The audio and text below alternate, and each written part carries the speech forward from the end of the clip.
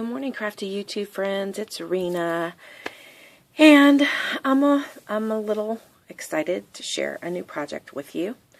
I created using this paper pack that I got quite a while ago, maybe 3-4 months ago, and I bought 2 of them. They were on sale for $5, and I thought, oh gosh, I can make a mini album for some little girl, and she'll love this.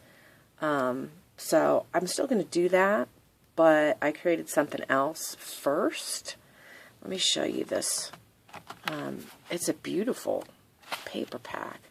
And it starts out like this. And then on the other side is Snow White. And then these weeping willows. And then, of course, we have Mulan. And then we've got some stars.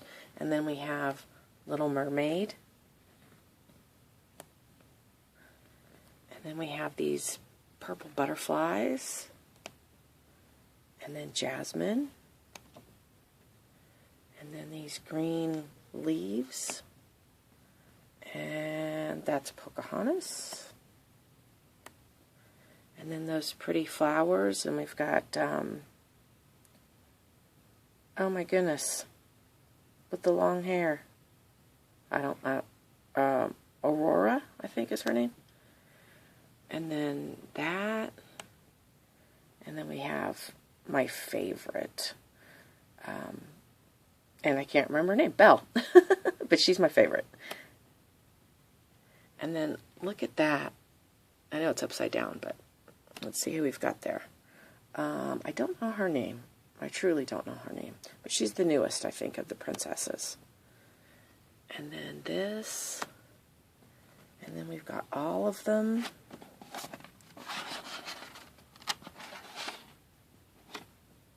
And then that. So that's the paper pack. And I got it off of eBay. I was just doing a little shopping and found those for $5.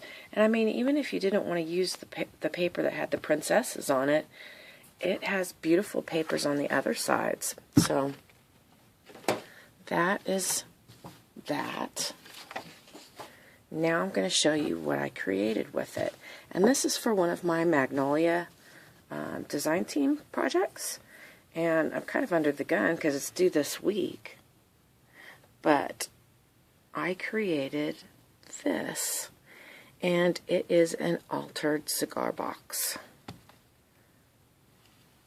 So that is what I did with these beautiful papers. And I did not use any of the princesses. As I mentioned, you don't have to. There's enough beautiful paper to not use them. Now, I'm going to start on the top, and I'm going to kind of tilt it up like this. It's easier for me. Alright, so I titled my box Trinkets and Treasures, and I love that title. I've used it before, and I'll use it again. So I just printed this out of my computer, and I kind of arched it up, and I used a real pretty font there, and I distressed the edges of the paper. I had limited room to work with. I wanted to make little tails on the end, but I just didn't have the room because I decided to roll the paper here. And then I put another paper underneath and then rolled the corners and tucked a little lace under there. And these right here I just got at Michael's over by where the seashells are. They look like little crystals. And I did the same thing on this side. And I used that same lace to edge the sides of my frame for the Tilda. And I used this pretty lace that I got off of Etsy. I can't remember where. But I didn't even really like it. It was on super sale, real cheap. And I got it. And I've used a bunch of it. I love it. This is a white corrugated board, and what I did is I painted glue on it, and then I sprinkled diamond dust all over that, and then I layered a Spellbinders die, And then I cut the same pattern out with the spellbinders in the pattern paper, and then I cut the decorative edge out so it would fit right in to the spellbinders die. This is a spellbinders die as well, and then I used this pretty lace organza ruffled trim underneath it. And, you know, I thought about putting pearls here, but I didn't want to cover up any of that pretty braid looking part of that trim. So, my flower cluster is Wild Orchid Craft here. And what I did was I put glossy accents, and then I sprinkled with diamond dust. And that's what I ended up with. And I did the same thing to these little curls here. I painted the glue on and sprinkled them with diamond dust. And then these pretty flowers, I also got at an Etsy store, and I wish I could remember where, because I would get some more. And I think this is a Prima under here. And then I have this really pretty stick pin that I had in my stash. I have a whole bunch made up in my stash. And then, of course, my Tilda is a princess, and this is my absolute favorite princess Tilda. She just looks amazing. So I love that one. I colored her up with my Copics. And on my boxes, I always like to make them open. And this is a magnetic closure. So opens like this. And there is a castle. Perfect for a princess, a pink castle. And then I have this kind of a large sentiment area, so that whoever gives this box can write a beautiful message to the young girl that it's given to. And I bordered it with a corner border stamp, and then I have an enchanting stamp, and this one says, "So very pretty." So that is the top of the box. Now, all along the sides, I have this beautiful, off the charts, beautiful bead and rhinestone trim that I got at the One Little Dreamer exhibit shop. And it does not inhibit the opening or closing of the box, as I will show you. So that is the trim. And if you guys haven't seen it, this is it. It comes on this, like a tulle netting, and I love it.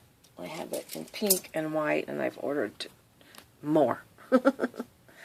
Alright, so the box opens like this, and what I did here was I just got the same paper, and I just stressed it and glued it on the sides of the box.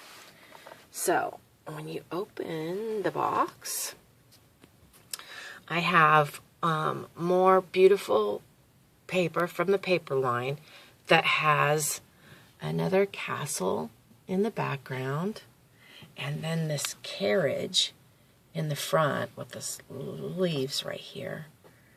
And then what I've created here is one of those hearts. I've been inspired by lots of ladies, but the Tarot 143 most recently made some beautiful ones like this. And this one's kind of large, and I know she said hers was kind of large too. But I basically followed what she said, and I think she said she got this in the floral department, and you kind of braid it, or like twirl it, and then it just shapes real easily into your heart. I added this little center here from the DIY Boutique Supply. I did the same thing with my flowers as I did on the front. Same flowers, same texturizing.